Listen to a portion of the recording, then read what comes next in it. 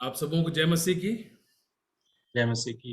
अम, मैं परमेश्वर का हृदय से धन्यवाद देता हूं आज के संध्या के इस आराधना के समय के लिए। हृदय से परमेश्वर का धन्यवाद देता हूं कि प्रभु ने हमें ये मौका दिया कि हम एक बार फिर से आराधना के लिए मिल सके। मैं आप सबों का स्वागत करता हूं और जैसा कि आप जानते हैं कि हम अ, 4 भाग के एक बाइबल अध्ययन में से होके गुजर रहे हैं और आज की इस इबादत में हम इस 4 भाग के बाइबल अध्ययन का अंतिम संदेश जो है उसको हम सुनेंगे। और मैं सच में हृदय की गहराई से मैं ये उम्मीद और मैं ये कामना करता हूं कि काश की परमेश्वर का वचन हमारे जीवनों में अहमियत पाए। काश की परमेश्वर का वचन हमारी जिंदगियों में अहमियत पाए। May God's word find relevance and find importance in our lives. I hope you're understanding what I'm saying. परमेश्वर का वचन हमारे लिए जरूरी है, लेकिन बहुत सी बार हमारे लिए दूसरी चीजें परमेश्वर के वचन से ज्यादा जरूरी हो जाती हैं, आराधना के समय से ज्यादा जरूरी हो जाती हैं। हमारी जो सोच है, हमारे जो विचार हैं, हमारी जो दूसरों के प्रति भावनाएं हैं, वो परमेश्वर के वचन से ज्यादा जरूरी हो जाती हैं, आराधना से ज्यादा जरूरी हो जाती हैं। इसीलिए हम आराधनाओं में पीछे छूट जाते हैं। We many a times are found lagging.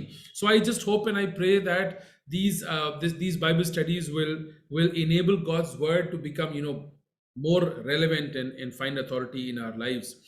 और जैसा कि मैंने कहा कि ये 4 भाग के बाइबल अध्ययन का अंतिम भाग है ये। सो मैं नहीं जानता कि आप में से कितनों ने तीनों भाग सुने, लेकिन अगर आपने पिछले के 3 भाग नहीं सुने हैं तो आप मेरे YouTube चैनल पर जा करके और वहां पिछले सारे तीनों भागों को अध्ययन कर सकते हैं। उन वीडियोस को आप देख सकते हैं, सर्मन वीडियोस वहां पर हैं और मैं उम्मीद करता हूं कि उसके द्वारा भी प्रभु आपको बहुत आशीष देगा। आप में से बहुत सारे लोगों के मैसेजेस और फोन कॉल्स मेरे पास आए हैं जिसमें आपने इस बात का बयान किया कि परमेश्वर ने आपको इस बाइबल अध्ययन के द्वारा आशीष दी है। सो हम प्रभु को धन्यवाद देते हैं। यदि आपके पास कोई गवाही है जो आप शेयर करना चाहते हैं तो आप जरूर से उस गवाही को हमारे साथ शेयर कर सकते हैं। फोन कॉल के द्वारा या मैसेज के द्वारा आप उसको लिख करके या ईमेल के द्वारा भेज सकते हैं। और मैं चाहूंगा कि उस गवाही को मैं लोगों के साथ शेयर करूं ताकि आपकी गवाही के द्वारा दूसरे लोगों को आशीष मिल सके, उनको हिम्मत मिल सके। आज शाम के मनन के लिए जो बाइबल का हिस्सा लिया गया वो है 2 तीमुथियुस और उसका 3 अध्याय, उसके 14, 15, 16 और 17 पद। और जैसा मैंने पहले भी कहा है कि यदि आप इन संदेशों को लेना चाहते हैं तो वीडियो तो ऑलरेडी मेरे चैनल पर अवेलेबल है, but if you want the sermon notes तो ये इस तरह के सर्मन नोट्स मेरे पास हैं। मैं आपको उसको ईमेल कर सकता हूं या मैं आपको उसको व्हाट्सएप द्वारा भेज दूंगा। What ever is convenient for you, you can just get in touch with me and I promise that I will make sure that the sermon notes also reaches you so that you can benefit out of that as well. 2 तीमुथियुस उसका 3 अध्याय और उसके 16वें पद पर विशेष तौर से आज की संध्या हम लोग एक बार फिर से मनन करेंगे। इंग्लिश बाइबल में इस प्रकार से लिखा है, all scripture. I just want to take a minute and say all scripture. बोलिए all scripture, मेरे साथ बोलिए all scripture। संपूर्ण पवित्र शास्त्र, संपूर्ण पवित्र शास्त्र। ये बात बहुत इंपॉर्टेंट है क्योंकि हम बहुत सी बार पवित्र शास्त्र के कुछ हिस्सों को ले लेते हैं, उन्हीं को अपने जीवन पर लागू करना चाहते हैं। पवित्र शास्त्र के वो हिस्से जो हमें प्रश्न उठाते हैं, जो हमको निरुत्तर करते हैं, जो हमारी गंदगी हमें दिखाते हैं, उसको हम किनारे छोड़ना चाहते हैं। और पवित्र शास्त्र के वो हिस्से जिसका इस्तेमाल करके हम दूसरों को नीचा दिखाने की कोशिश करते हैं, उसका हम इस्तेमाल करना चाहते हैं। ऐसा मत कीजिएगा। लिखा है संपूर्ण पवित्र शास्त्र, all scripture is inspired by God and profitable for teaching, number 1, for reproof, for correction, for training in righteousness. Why? So that the man of God, that includes the women of God, may be adequate, equipped for every good work. Hindi में इस प्रकार से लिखा है, हर एक पवित्र शास्त्र परमेश्वर की प्रेरणा से रचा गया है और उपदेश, और समझाने और सुधारने और धर्म की शिक्षा के लिए लाभदायक है। क्यों? ताकि परमेश्वर का जन सिद्ध बने और हर एक भले काम के लिए तत्पर हो जाए। परमेश्वर का जन सिद्ध बने, हर एक भले काम के लिए तत्पर हो जाए, तैयार हो जाए, रेडी हो जाए। So what does God's word do? Number one, it educates us about God's purpose and will for our lives. परमेश्वर का वचन हमारे जीवन के उद्देश्य और परमेश्वर की योजना के बारे में हमें सिखाता है। Number two, it confronts us when we drift away from his ways. जब हम परमेश्वर की राहों से भटक जाते हैं, लिखा है यशायाह नबी की पुस्तक में, हम तो सब के सब भेड़ों की नाई भटक गए थे, हमने अपना अपना मार्ग लिया था। हम सब भटके हुए लोग थे, हमने अपना अपना मार्ग लिया था। सो जब हम परमेश्वर की राह से भटक जाते हैं, बहक जाते हैं, परमेश्वर का वचन हमें चिताता है, हमको रिमाइंड करता है, हमें बताता है, हमको सुधारने का मौका प्रदान करता है।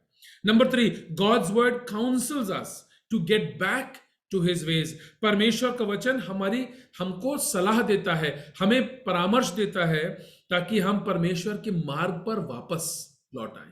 हम भटक गए, लेकिन परमेश्वर के वचन की सहायता से प्रभु की राह पर हम वापस लौट आए।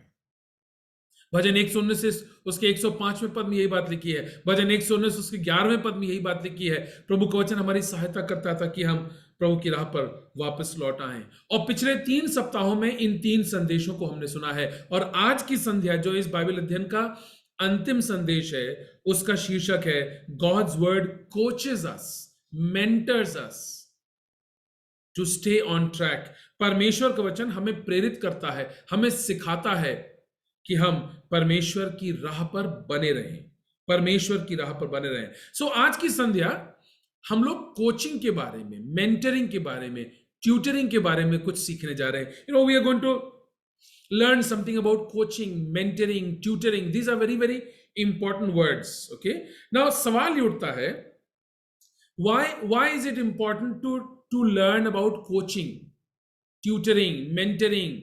इसके बारे में सीखना जरूरी क्यों है? आज हम बात करने जा रहे हैं प्रशिक्षण की, आज हम बात करने जा रहे हैं अभ्यास की, आज हम बात करने जा रहे हैं रियाज की। उर्दू का शब्द है रियाज, प्रैक्टिस करना, अभ्यास करना। आज हम बात करने जा रहे हैं तैयारी की, और यह कि इसकी क्या जरूरत है। एक प्रभु यीशु मसीह के शिष्य के लिए प्रशिक्षण जरूरी है। क्यों?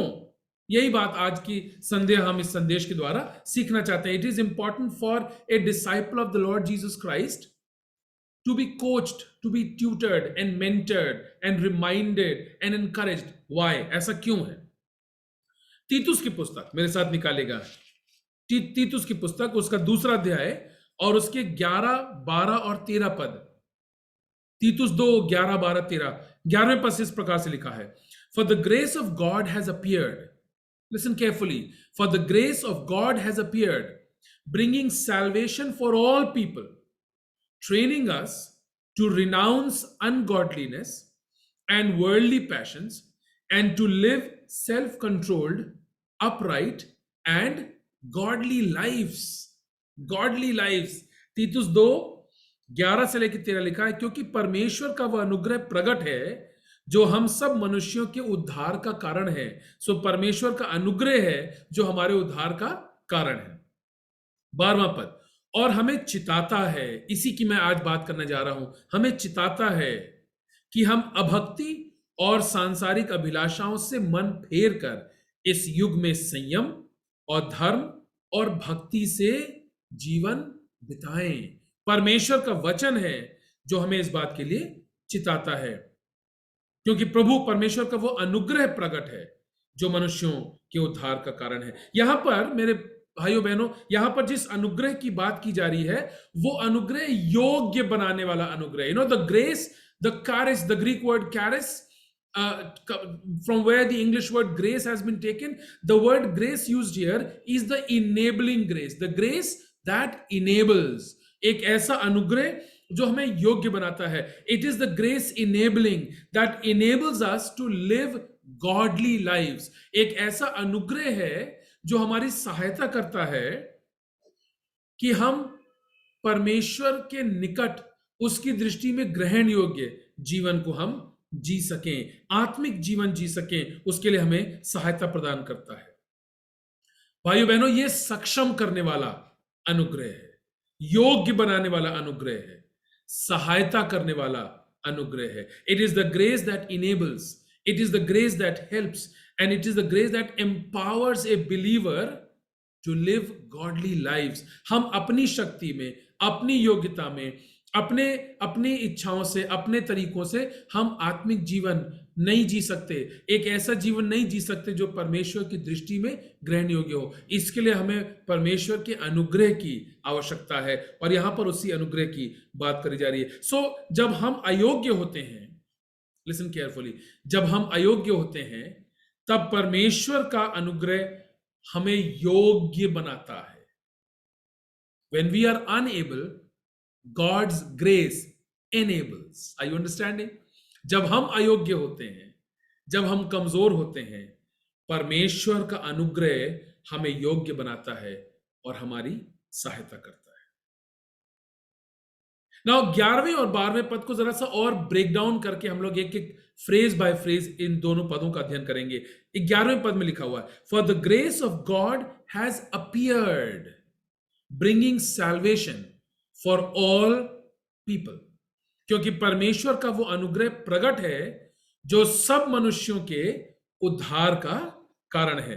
परमेश्वर का अनुग्रह हमें प्राप्त है, और ये अनुग्रह हम तक उद्धार को लेकर के आता है। इस बात को याद रखिएगा, उद्धार हमारे कामों के द्वारा नहीं है, उद्धार हमारी योग्यता के कारण नहीं है, उद्धार हमारी आत्मिकता के कारण नहीं है।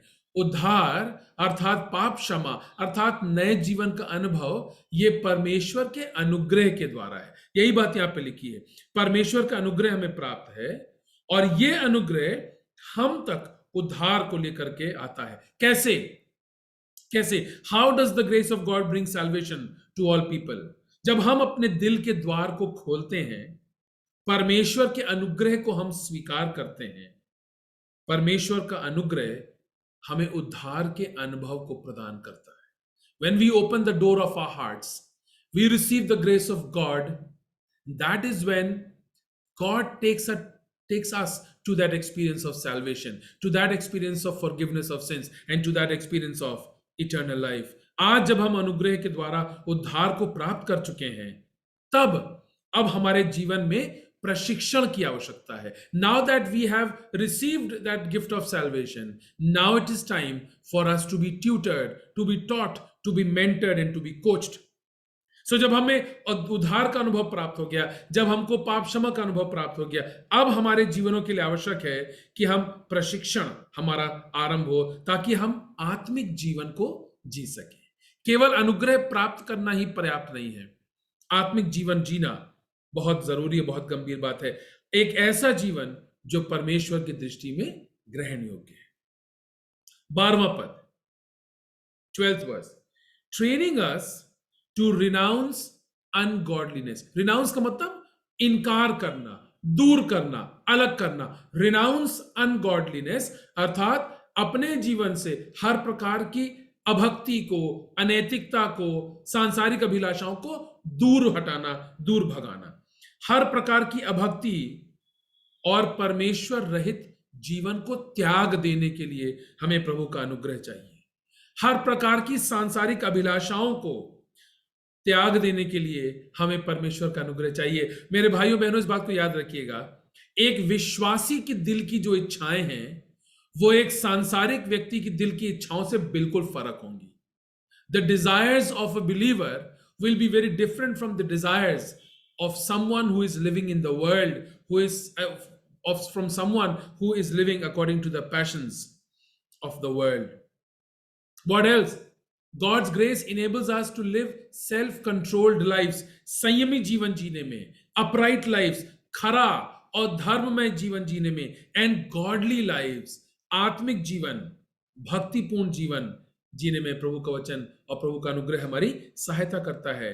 सो लिखा हुआ है, training us to renounce ungodliness and worldly passions and to live self controlled, upright and godly lives.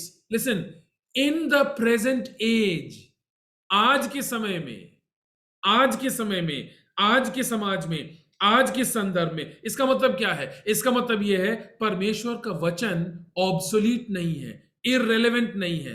परमेश्वर का वचन आज के समय में, हमारे संदर्भ में, हमारे लिए आज भी उतना ही महत्वपूर्ण है, गंभीर है और जरूरी है जितना कि उस समय था जिसमें वो लिखा गया और लोगों को दिया गया। So God's word is relevant even today, and it's not obsolete, it's not irrelevant, it's not meaningless. मतलब बाइबल की शिक्षाएं आज के समाज के लिए, आज के संसार के लिए, आज के लोगों के लिए, आपके लिए और मेरे लिए ये पुरानी नहीं है, ये पुराने समय के लोगों के लिए ही नहीं है, बल्कि हमारे संदर्भ में, हमारे संसार में, हमारी अवस्था में, हमारी परिस्थितियों में भी संसार में हर प्रकार का भक्तिपूर्ण ईश्वरीय जीवन, संयमी जीवन जीने के लिए हमारी सहायता कर सकते हैं। This is the importance and the relevance of the word of God.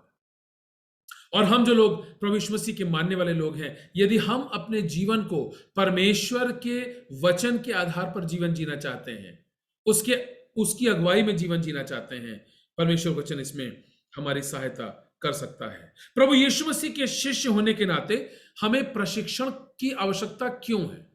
Why do we need training being a disciple of the Lord Jesus Christ? Why do we need to be trained? Now there are 2 or 3 very important things which I want to share with you, that why is it important for the disciples of the Lord Jesus Christ, आप और मैं जो प्रभु यीशु मसीह के शिष्य हैं, क्यों जरूरी है कि हमें प्रशिक्षण प्राप्त हो। Number 1, for those who are taking notes, number 1, because you are a soldier in the battle. Because you are a soldier in the battle. क्योंकि आप एक योद्धा हैं जो युद्ध के लिए तैयार है। You are a soldier. I am a soldier.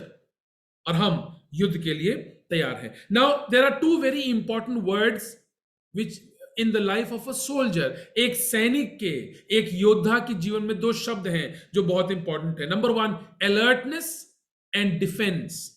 मुस्तैदी या चुस्ती, alertness, and defense यानी रक्षा प्रदान करना, सुरक्षा करना।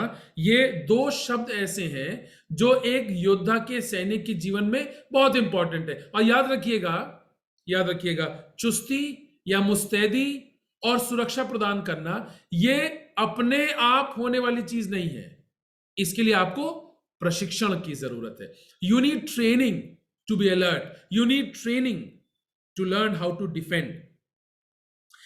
मुस्तैदी और रक्षा करने की योग्यता आपके पास पहले से नहीं होगी।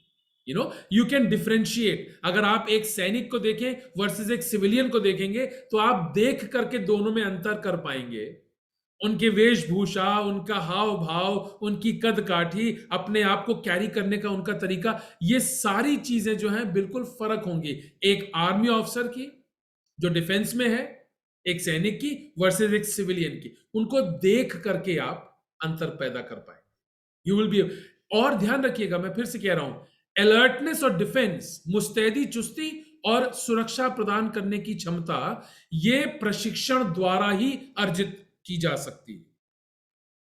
It does not come naturally. It does not come with age. It does not come with who you are. It does not come with your ethnicity. It only and only comes with training. It depends only upon your training. ये आपके प्रशिक्षण के ऊपर निर्भर है। दूसरा तिमोथियुस निकालिए मेरे साथ, दूसरा तिमोथियुस, उसका 2 अध्याय, उसके 2, 3 और 4 पद। 2 Timothy chapter 2 verse 2, 3 and 4। 3 पद से मैं पढ़ रहा हूं।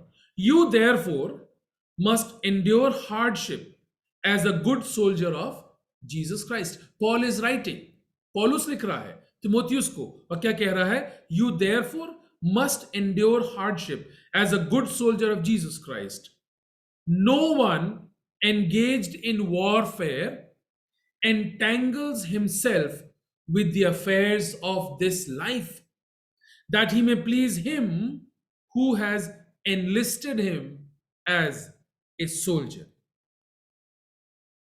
दूसरा तिमोथियुस 2 अध्याय 3 और 4 पद। मसीह यीशु के अच्छे योद्धा की नाई मेरे साथ दुख उठा। 4 पद, ध्यान से सुनिएगा। जब कोई योद्धा लड़ाई पर जाता है तो इसीलिए कि अपने भर्ती करने वाले को प्रसन्न करे अपने आप को संसार के कामों में नहीं फंसाता। एक सैनिक अपने आप को सांसारिक बातों में, सांसारिकता में, संसार के कामों में, या हर वो बात जो उसको उसके युद्ध में सहभागी होने से रोके, ऐसे किसी काम में अपने आप को वो नहीं फंसाता। क्यों? ताकि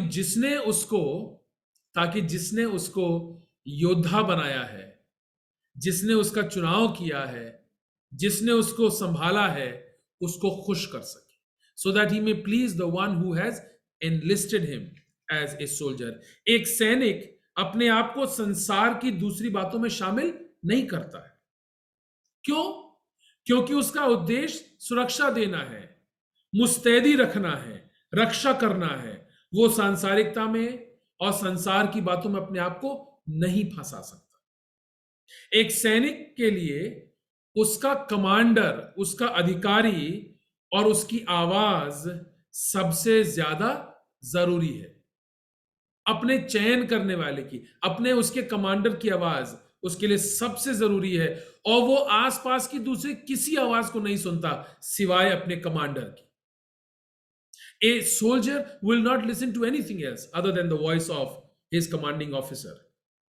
और उसके कमांडर का, उसके अधिकारी का जो आदेश है, वही सैनिक के लिए अंतिम आदेश है। वो अपने ज्ञान का उपयोग नहीं करता। एक सैनिक अपने अगुवे को, अपने अधिकारी को नहीं बोलता, नहीं officer, I think we should not do this and do that. It does not happen. A soldier is only meant to obey, that is his training. उसको इस बात का प्रशिक्षण दिया गया है। वो अपने ज्ञान का उपयोग नहीं करता, वो दूसरों की बातों को नहीं सुनता, वो अपनी बात भी नहीं सुनता, केवल अपने अगुवे की बात, केवल अपने अधिकारी की बात। एक सैनिक सांसारिकता में फंसकर अपने आप को बदल नहीं सकता। वो ये नहीं कह सकते कि मैं अपने आप को थोड़ा बदल रहा हूं। एक सैनिक ये नहीं कह सकता कि ये मेरा यूनिफॉर्म में पहनते पहनते थक गया हूं, अब मैं अपना यूनिफॉर्म चेंज कर लूंगा। I want to dress up more in style, this uniform. You cannot do that, you cannot do that. एक सैनिक अपने आप को बदल नहीं सकता, यही उसकी बुलाहट है। एक सैनिक दृढ़ होता है, उसका ध्यान हमेशा अपने लक्ष्य की ओर, अपने उद्देश्य की ओर ही केंद्रित रहता है, और वो उससे कभी भी नहीं भटक सकता। A soldier doesn't entangle himself with the waywardness and the flux and the uncertainty of civil life. He has a focus and he does not lose his focus. Everything he does is with the objective of achieving the goal that is set before him. Listen carefully. A soldier is totally cut off from everything else and is only focused on his own goal. एक सैनिक जो है वो बाकी सारी बातों से अलग, कटा हुआ रहता है, केवल और केवल अपने लक्ष्य की ओर और अपने अधिकारी की आवाज को सुनते हुए वो आगे बढ़ता है। मेरे भाइयों बहनों, आज की संध्या यदि आप प्रभु यीशु मसीह के शिष्य हैं तो आपकी क्या अवस्था है? What is your condition this evening? क्या आप एक सैनिक की तरह अपने लक्ष्य की ओर केंद्रित हैं? क्या आप अपने प्रशिक्षण को गंभीरता से ले रहे हैं? This is your training manual. God's word, my dear people. This is your training manual. Are you taking your training seriously? क्या आप अपने प्रशिक्षण को गंभीरता से ले रहे हैं? My dear people, this evening I want to encourage you to be loving and soft to the people of the world, but be very determined and very focused when it comes to your walk with the Lord. जब प्रभु यीशु मसीह के साथ आपके जीवन जीने की बात आती है, उसमें बहुत दृढ़ रहिएगा, अडिग रहिएगा, अटल रहिएगा। Be a soldier in your heart and in your mind.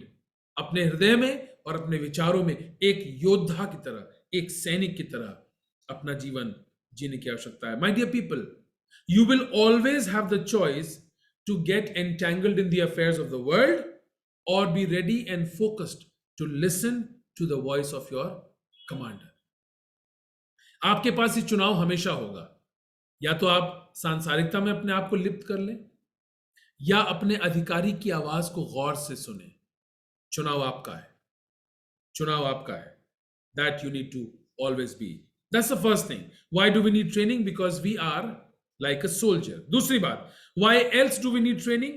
Second thing, because you are an athlete in a race, क्योंकि आप दौड़ में एक धावक के समान हैं, एक दौड़ने वाले के समान हैं। जिस तरह से एक एथलीट होता है, आप उस तरह से एक दौड़ में शामिल हैं। And for an athlete there are two words which are very very important. One is endurance, the other is stamina. For an athlete, two words very important: endurance and stamina. एक धावक के लिए दो शब्द बहुत जरूरी हैं. एक है धैर्य या सहनशीलता, और दूसरा है स्टैमिना अर्थात आंतरिक बल.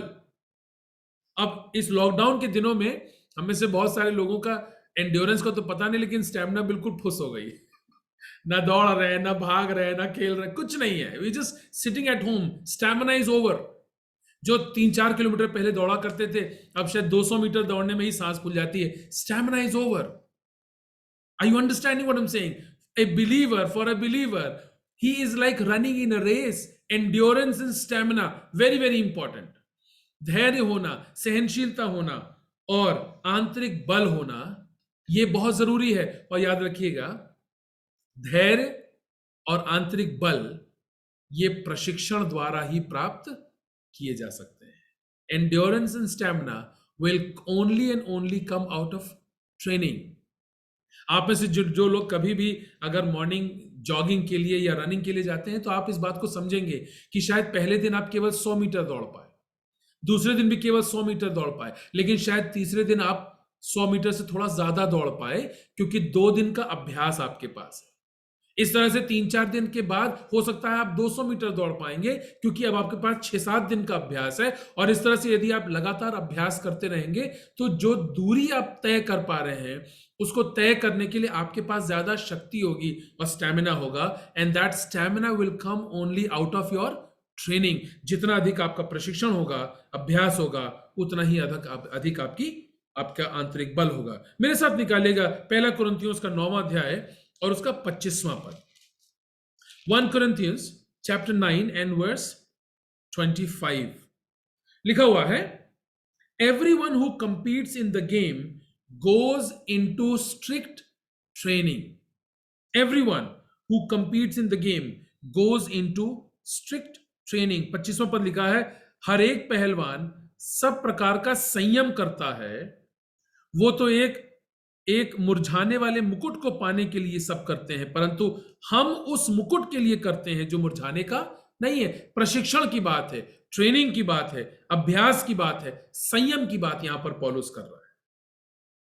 Question is, are you in strict training? क्या आप किसी प्रकार के अभ्यास में हैं? क्या परमेश्वर के वचन की लिखी हुई बातों को करने का आप अभ्यास करते हैं, प्रैक्टिस करते हैं? अगर आप सोचेंगे कि वचन की बातें आप एक ही दिन में कर लेंगे, तो नहीं, ऐसा नहीं होगा. उसके लिए अभ्यास करना पड़ेगा, प्रैक्टिस करना पड़ेगा. Are you into that kind of strict practice? My question, my dear people, to you is, and you don't have to answer me. मुझे जवाब देने की जरूरत नहीं, लेकिन आप खुद को जवाब दे लीजिएगा. एक सप्ताह के अंदर कितने घंटे आप परमेश्वर के वचन को लागू करने का प्रयास करते हैं? मैं पढ़ने की बात नहीं कर रहा हूं, मैं लागू करने की बात कर रहा हूं. I am not talking about reading God's word. I am talking about how much are you making an effort, how much time are you investing in applying God's word. जब जीवन के संघर्षपूर्ण अवसर होते हैं, वचन को लागू करने का समय होता है. कितना आप कर पा रहे हैं? क्या आप अपने आप को सक्षम बनाए रखने के लिए प्रशिक्षण प्राप्त कर रहे हैं परमेश्वर के वचन के द्वारा? प्रशिक्षण के लिए आप किसके पास जाते हैं? जब आप संघर्ष के समय में होते हैं, तो किससे सलाह प्राप्त करते हैं? कौन है जो आपके निर्णयों को प्रभावित करता है, या किससे आप सलाह लेके जीवन में आगे बढ़ रहे हैं? Be very careful. There are many young people listening to me. Be very careful from whom you are taking suggestions. किससे आप सलाह मशवरा ले रहे हैं? किससे आप राय ले रहे हैं? Are you taking suggestions from Facebook? Are you taking suggestions from Instagram? Or are you taking suggestions from Google?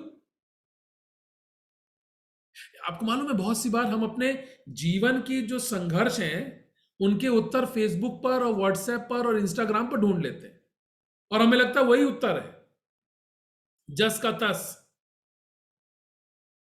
कहां से आपके जीवन के संघर्षों में आपको सलाह कहां से मिल रही है? From where are you receiving those suggestions my dear people? क्या आपका प्रशिक्षण हो रहा है? क्या आप परमेश्वर के वचन के आधार पर अपने आप को अभ्यासरत रख रहे हैं या नहीं रख रहे हैं?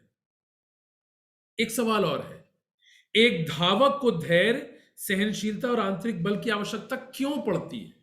Why does an athlete need endurance and stamina? क्यों धैर्य की, सहनशीलता की या आंतरिक बल की आवश्यकता धावक को क्यों है? लिसन केयरफुली, क्योंकि दौड़ लंबी है।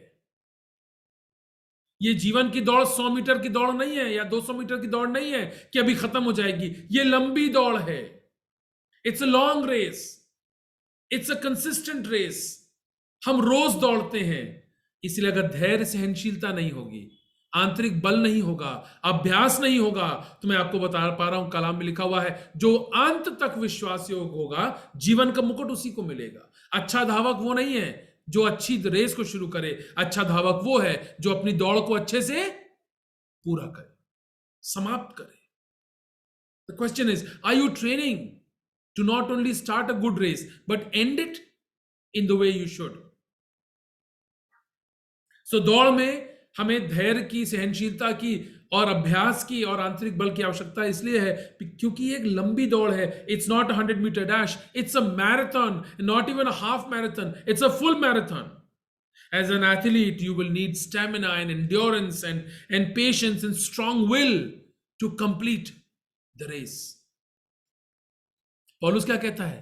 जो बातें बीत गई उनको मैं छोड़ देता, आगे की ओर दौड़ा चला जाता। Stop looking behind, start looking forward. In a marathon, listen carefully, in a marathon, it is not the speed or the style that matters, but the stamina. एक मैराथन में आप कैसे दौड़ रहे हैं, किस स्टाइल से दौड़ रहे हैं, क्या पहन के दौड़ रहे हैं, ये जरूरी नहीं है। जरूरी ये है क्या आप दौड़ को पूरा कर पा रहे हैं कि नहीं।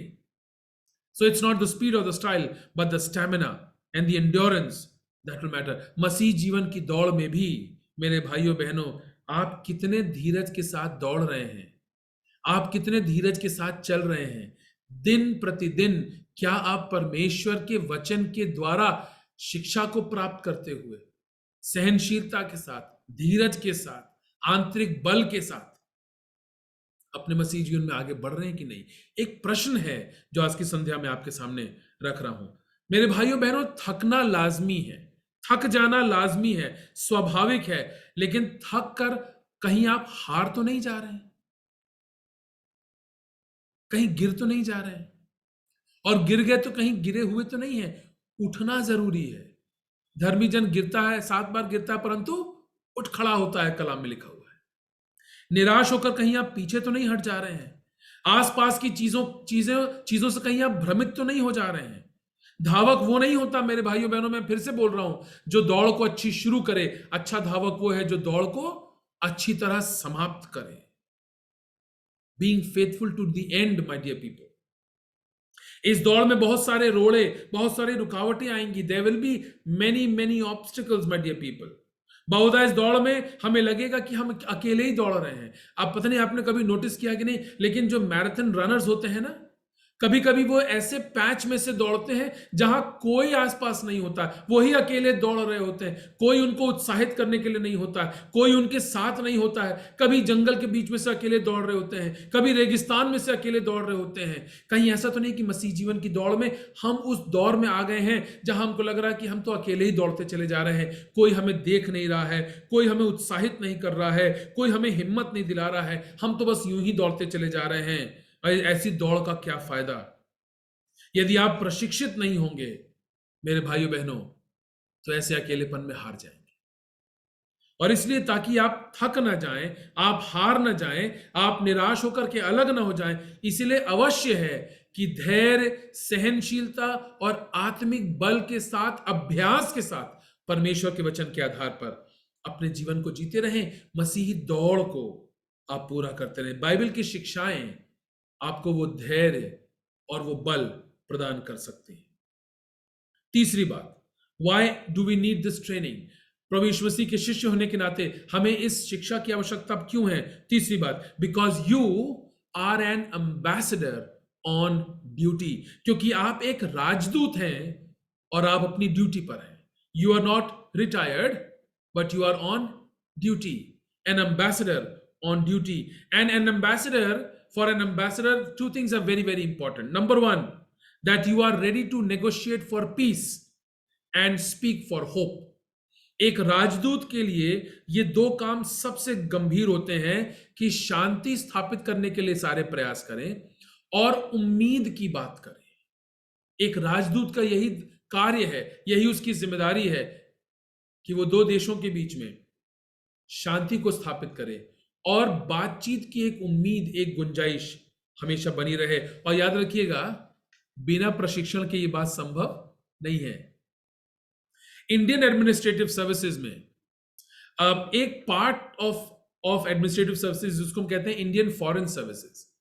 और इंडियन फॉरेन सर्विसेज के लिए जब लोगों को ट्रेनिंग दी जाती है ना, तो उस ट्रेनिंग का ये पार्ट होता है, उनको डिप्लोमेसी सिखाई जाती है, कूटनीति सिखाई जाती है. और असली मतलब क्या है डिप्लोमेसी का?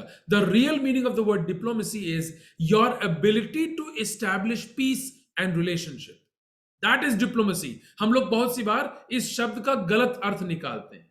डिप्लोमैटिक होने को हम एक नकारात्मक दृष्टिकोण से देखते हैं. नहीं, डिप्लोमैटिक वो है, डिप्लोमेसी वो कर रहा है जो शांति स्थापित करने का प्रयास कर रहा है, संबंध को बनाए रखने का प्रयास कर रहा है. और ये चीज बिना प्रशिक्षण के करना संभव नहीं है. So an ambassador is suppose to act as a diplomat so that he can maintain peace and oneness among people. Listen to this my dear people very carefully. ध्यान से सुनिएगा. You can not live a successful life in the sight of God by inspiration but by instruction and by training. परमेश्वर की दृष्टि में एक ग्रहण योग्य जीवन आप उत्साह में आकर के नहीं जी पाएंगे, क्योंकि उत्साह तो थोड़े समय रहेगा, फिर समाप्त हो जाएगा. हम लोग बहुत सी बार मसीह जीवन में बहुत उत्साहित होकर के बहुत तेज अपनी दौड़ को शुरू करते हैं, लेकिन फिर एक समय के बाद वो उत्साह समाप्त हो जाता है, तो सारा समर्पण भी समाप्त हो जाता है. So a godly life cannot be lived out of inspiration. It can be lived out of instruction, out of training, and out of practice. It requires constant labor and practice, which comes by living on the principles of the Word of God. पहला पत्रस उसका 3 अध्याय उसका 14 और 15 पद मेरे साथ निकालिएगा. पहला पत्रस उसका 3 अध्याय 14, 15 और 16 पद. ओके, यहां लिखा हुआ है इंग्लिश में, but in your hearts revere Christ as Lord. पहला पत्रस उसका 3 अध्याय और उसका 14वां पद लिखा है.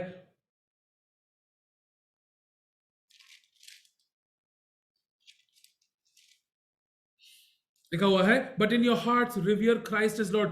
पत्रस को यह बात इसलिए कहनी पड़ रही है क्योंकि वो ये देख रहा है कि हमारी जिंदगियों में यीशु मसीह के अलावा भी बहुत सारे छोटे छोटे देवी देवता हमारे पास रखे हुए हैं. बहुत सी बार लोगों के लिए पैसा उनका एक देवता होता है, नौकरी उनका देवता होता है, उनका जो स्पाउस है, जो जीवन साथी है, पति या पत्नी, वो उनका देवता होता है. उनके पोजेशंस, जो चीजें उन्होंने अर्जित कर रखी, उनका घर, उनकी गाड़ी, उनका अहंकार, उनका पद, उनके लिए एक छोटे देवी या देवता के समान होता है. People have this tendency of keeping many gods and goddesses along with Jesus in the shrine of their hearts.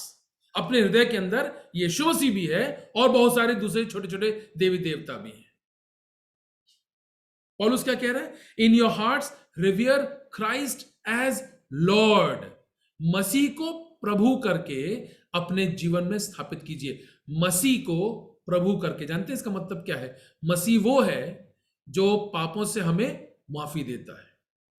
प्रभु वो है जो हमारे जीवनों का मालिक है. तो हमें माफी तो यीशु मसीह से चाहिए, लेकिन हम उसको मालिक के रूप में स्वीकार नहीं करना चाहते.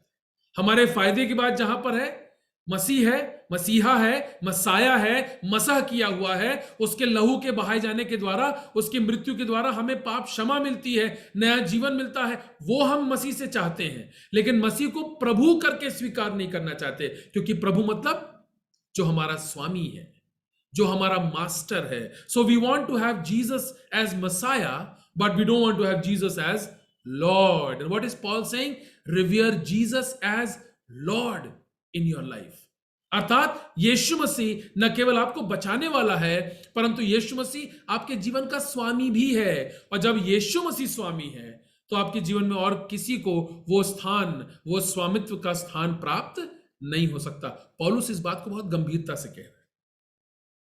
Always be prepared to give an answer to everyone who asks you to give reason for the hope that you have. जब लोग आपसे पूछेंगे कि आपके पास ये जो उम्मीद है, ये जो आशा है, उसका स्रोत क्या है, आप बता सकते हैं। आपको बताना चाहिए, आपके पास उत्तर होना चाहिए। ब्रदर, इतने परेशानी में से आप गुजर रहे हैं, लेकिन आपके चेहरे पर एक मुस्कुराहट है, एक शांति है, एक उम्मीद है। कहां से आती है ये उम्मीद? कहां से आती है ये शांति? आपके पास उत्तर होना चाहिए। मसीह ही मेरा प्रभु है। माई जीसस, माई मसीह, Messiah is also my Lord. It takes training to answer questions and queries.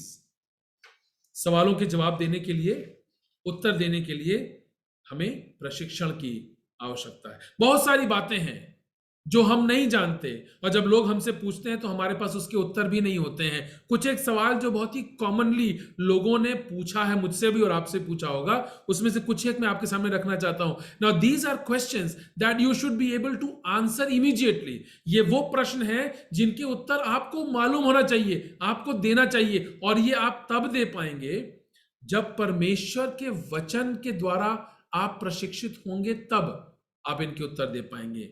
कुछ एक प्रश्न इस प्रकार से हैं। सुसमाचार किसे कहते हैं? What is gospel? मसीह को प्रभु करके मानने का क्या मतलब है? अभी मैंने बताया था, मसीह को प्रभु करके मानने का क्या मतलब है। मसीह द्वारा दिया गया छुटकारा हमारे लिए काफी है, इसका क्या मतलब है? अपने उद्धार को प्राप्त कर लेना, इसका क्या मतलब है? मेरे लिए जीना मसीह, पौलुस कहता है, और मरना लाभ है, इसका क्या मतलब है? एक विश्वासी जीवन, मृत्यु और उसके बाद के जीवन के बारे में क्या सोचता है, क्या उसकी राय है? वचन के आधार पर आपके पास इसका उत्तर होना चाहिए। उद्धार का क्या मतलब है? और इस तरह की और बहुत सारी दूसरी दूसरी बातें हैं जिनके प्रश्नों के उत्तर आपके पास होने चाहिए, बट वो प्रशिक्षण द्वारा ही आएगा। और आपके उत्तर किसी दूसरे व्यक्ति को यीशु मसीह के पास ला सकते हैं। Your answers can bring somebody to Jesus.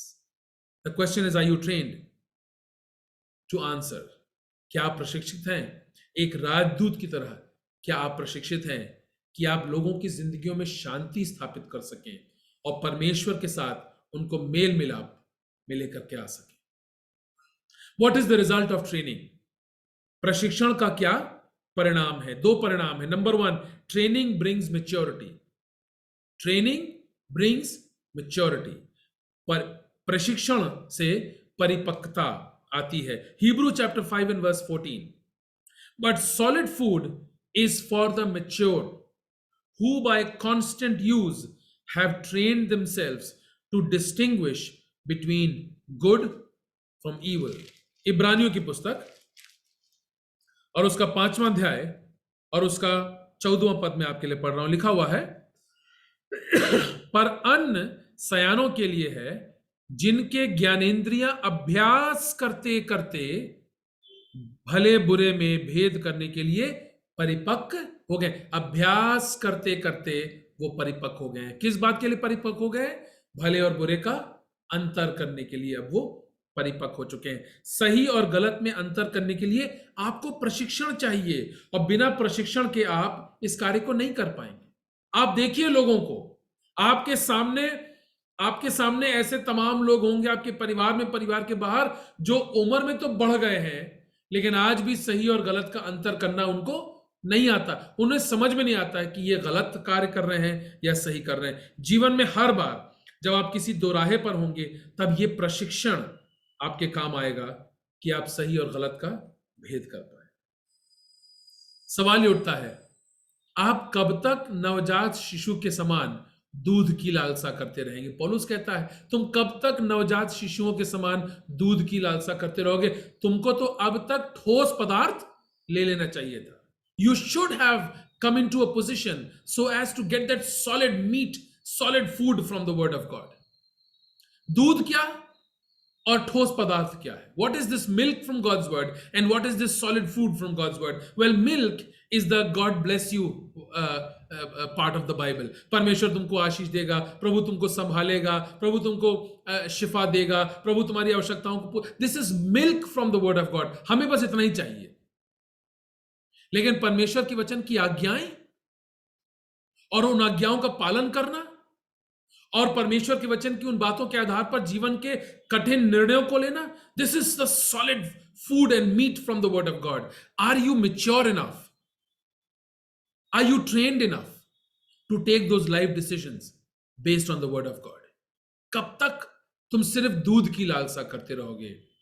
तुमको तो अब तक अन्न और ठोस पदार्थ को प्राप्त करने की चेष्टा करनी चाहिए थी.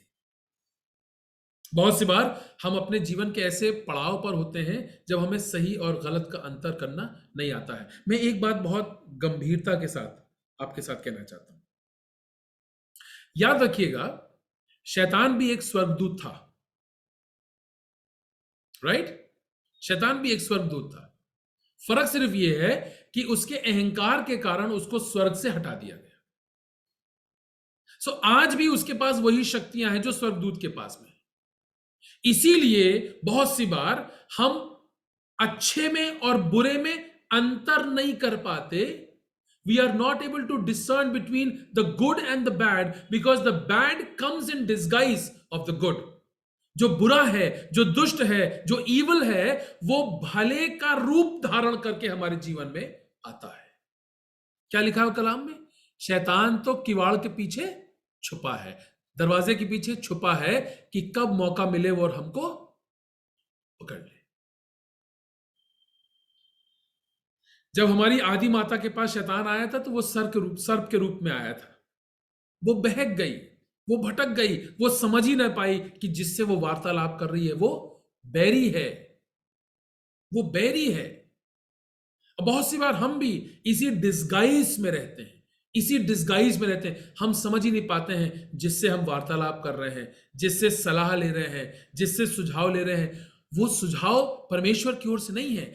हमको परिपक्वता आनी चाहिए जीवन में. इतना परिपक्व होना चाहिए कि क्या परमेश्वर की ओर से है, क्या नहीं है, इसका अंतर हमें करना आना चाहिए.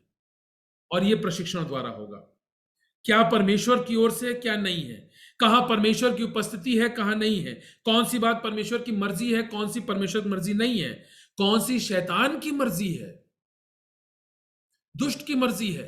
बहुत सी बार हम अनजाने में दुष्ट की मर्जी को पूरा करते रहते हैं क्योंकि परमेश्वर के वचन का प्रशिक्षण नहीं है हमारे पास. याद करिएगा, एक बार प्रभु यीशु मसीह के चेलों ने आके यीशु मसीह से कहा, प्रभु हम आपको सलीब के ऊपर चढ़ने नहीं देंगे. We will not let you go on the cross. यीशु मसीह ने क्या उत्तर दिया उनको? यीशु मसीह का उत्तर था, हे शैतान मेरे सामने से दूर हो जा. That discernment I am talking about. वो अंतर करने का आत्मा परमेश्वर आपको प्रदान करेगा, लेकिन वो यूं ही नहीं आ जाएगा, बिना प्रशिक्षण के नहीं आएगा. उसके लिए ट्रेनिंग की, उसके लिए परिपक्वता की, प्रशिक्षण की आवश्यकता है. कौन सा काम परमेश्वर का काम है और कौन सा नहीं है, इसमें इसकी परिपक्वता आप में होनी चाहिए. कौन परमेश्वर की ओर से और कौन नहीं है, कौन सी बात परमेश्वर का आत्मा सिखा रहा है, कौन सी बात हमारी अपनी आत्मा हमें सिखा रही है और कौन सी बात दुष्ट आत्मा की ओर से है, यह परिपक्वता के द्वारा ही आएगा. क्या हम इतना परिपक्व हैं, क्या हम इतने प्रशिक्षित हैं कि इस बात को हम सीख पाए? My dear people, remember, God loves you and so he is looking for every opportunity to pick you and lift you. Satan hates you and he's looking for every opportunity to trip you and put you down. You and I need to have the spirit of discernment to know what is from God and what is not. Are you able to identify the scheme of the enemy as an indication of our maturity in the Lord? क्या आप शैतान के मंसूबों को परख पाते हैं, पहचान पाते हैं? यदि हाँ, तो आपके अंदर वो परिपक्वता आ रही है जो कि प्रशिक्षण के द्वारा ही आती है. लिखा हुआ है who by constant use have trained themselves, who by constant use have trained themselves. क्या लिखा हुआ है? लिखा हुआ है पर who by constant use, लगातार अभ्यास करने के द्वारा उन्होंने इस बात को हासिल किया है और वो परिपक्वता उनके जीवन में आई है लगातार बार बार अभ्यास करने के द्वारा. The question is, have you trained yourself or do you easily fall prey to the enemy? The second effect of training. What else does training produce? Training, number one, produces maturity. Number two, training produces righteousness. परिपक्वता धार्मिकता को उत्पन्न करती है. परिपक्वता धार्मिकता को उत्पन्न करती है. इब्रानियों की पुस्तक उसका 12वां अध्याय और उसका 11वां पद. Hebrew chapter 12 and verse 11. Hebrews chapter 12 and verse 11. Let's see what God's word says here. No discipline, and this is very, very powerful. No discipline seems pleasant at the time, but it is painful. जब भी कोई आपको अनुशासित करेगा ना, तो बात बहुत बुरी लगती है. No? When you are being corrected, it hurts really badly. No discipline is pleasant at the time, but it's painful. Later on, बाद में, however, it produces a harvest. You can recognize that it is the harvest only when you are spiritually mature to handle harvest. So later on, however, it produces harvest of righteousness and peace for those who have been trained by it. For those who have been trained by it. There is no room, my dear people, for inspiration, for feelings, for emotions, for artistry. There is no room. There is room for instruction and training. Righteousness is the result of training. धार्मिकता. What is righteousness? धार्मिकता का मतलब क्या है? सही काम जानना और उसको करना. इसको याद रखिएगा. धार्मिकता, धर्म का काम जो सही है वो जानना और उसको करना. That is righteousness as mentioned in the word of God. परिपक्वता के द्वारा, मेच्योरिटी के द्वारा, ट्रेनिंग के द्वारा ही उसको हासिल किया जा सकता है. Righteousness comes as a result of hardcore training. It is important to be trained to honor God's word and treated as highest authority in your life. My dear people, let me close here. I just will close in about 5 to 7 minutes. What is the outcome of a disciple who is trained by God's word? एक व्यक्ति, एक शिष्य जो परमेश्वर के वचन के द्वारा प्रशिक्षण प्राप्त है, उसके जीवन में क्या कुछ हमें देखने को मिलता है. Number 1, he fulfills his purpose for which he has been created. वो अपने सृजे जाने के उद्देश्य को पूरा करता है. एक योद्धा अपने उद्देश्य को पूरा करता है. धावक दौड़ को पूरा करता है. एक राजदूत शांति को स्थापित करता है. यही उनके जीवन का उद्देश्य है. और एक यीशु मसीह का शिष्य जो परमेश्वर के वचन के द्वारा प्रशिक्षण प्राप्त है, वो अपने जीवन के उद्देश्य को जानता है और पूरा करता है. दूसरी बात, they bring pleasure and glory to the lord. वो अपने जीवन के द्वारा महिमा और आदर और इज्जत परमेश्वर प्रभु यीशु मसीह को देते हैं. अपने जीवन के उद्देश्य को पूरा करते हैं और महिमा और आदर सिर्फ और सिर्फ प्रभु यीशु मसीह को देते हैं. परमेश्वर में ही हम अपने जीवन के असली उद्देश्य को जान सकते हैं और उसको पूरा कर सकते हैं. और जब तक हम परमेश्वर से दूर रहेंगे तब तक भटकते रहेंगे. लेकिन जब हम उसके वचन के द्वारा प्रशिक्षण प्राप्त करेंगे तब हम अपने जीवन के उद्देश्य को जान पाएंगे और उसको पूरा कर पाएंगे. बहुत से लोग हार करके पीछे हट गए. ये परमेश्वर हमसे नहीं चाहते. God wants us to keep pressing forward. आगे और आगे की ओर हम बढ़ते चले जाएं. My dear people, it is time to go back to what we started with. जहां से हमने शुरू किया था, हमको उस बिंदु पर, वहीं पर वापस लौटने की आवश्यकता है. Everything finds purpose in God. Hebrew chapter 2 and verse 10. God is the one who made all things and all things are for His glory. सब कुछ परमेश्वर ने बनाया, सब कुछ उसकी अपनी महिमा के लिए है, सब कुछ परमेश्वर ही ने रचा, अपनी महिमा के लिए उसको रचा है। My dear people, Christ has the authority to forgive all sin, past, present and future. प्रभु यीशु मसीह के पास आपके और मेरे जीवन के अतीत के, वर्तमान के और भविष्य के सारे पापों को माफ करने की क्षमता है और सामर्थ्य है। He has the power. He has the authority. Christ offers this forgiveness and a new nature, which is righteousness. जो लोग यीशु मसीह के लहू के द्वारा अपने पापों की क्षमा को अनुभव करते हैं, प्रभु यीशु मसीह उन्हें एक नया मनुष्यत्व प्रदान करते हैं, एक नया जीवन प्रदान करते हैं। और यह नया जीवन क्या है? धार्मिकता का जीवन, सही बात को जानना और सही बात को करना, परमेश्वर के वचन के आधार पर जो सही है उसको जानना और उसको करना। My dear people, trust him and receive this offer from God's word this evening. उस पर विश्वास करके, उस पर भरोसा करके आप वचन की बातों को अपने जीवन में स्वीकार कर लीजिए। मेरे प्यारे भाइयों बहनों, आज की संध्या हम इस संदेश के साथ अपने इस बाइबल अध्ययन के क्रम को समाप्त कर रहे हैं। और हम लोगों ने 2 तीमुथियुस 3 अध्याय और उसके 16वें पद में से 4 संदेशों को हम लोगों ने सुना है। और आज की संध्या परमेश्वर के वचन के द्वारा जीवन में प्रशिक्षण को प्राप्त करना, अभ्यास को प्राप्त करना जरूरी है, गंभीर है, इस बात को हमने सीखा है। सो मैं उम्मीद करता हूं, मैं कामना करता हूं, मैं प्रार्थना करता हूं, काश परमेश्वर का वचन आपकी जिंदगियों के धरातल पर पाया जाए। May God's word be found right in the bottom of your heart. And let your life be built upon the word of God. Make God's word the final authority in your lives. And while you seek suggestions from people, come and confirm it from God's word. Check it from God's word. चाहे आप कुछ सोच रहे हो या किसी दूसरे से आपने सलाह ली हो, एक बार आकर के परमेश्वर के वचन से उसको जरूर जांच लें, परख लें कि ये प्रभु की इच्छा योजना है कि नहीं। प्रभु आपकी सहायता करे, आपकी मदद करे, ताकि प्रभु के वचन की ये बातें आपकी जिंदगियों में घर करें और काश कि परमेश्वर अपने वचन के द्वारा आपको बहुत बहुत आशीष दे। आइए अंतिम प्रार्थना की ओर चलेंगे।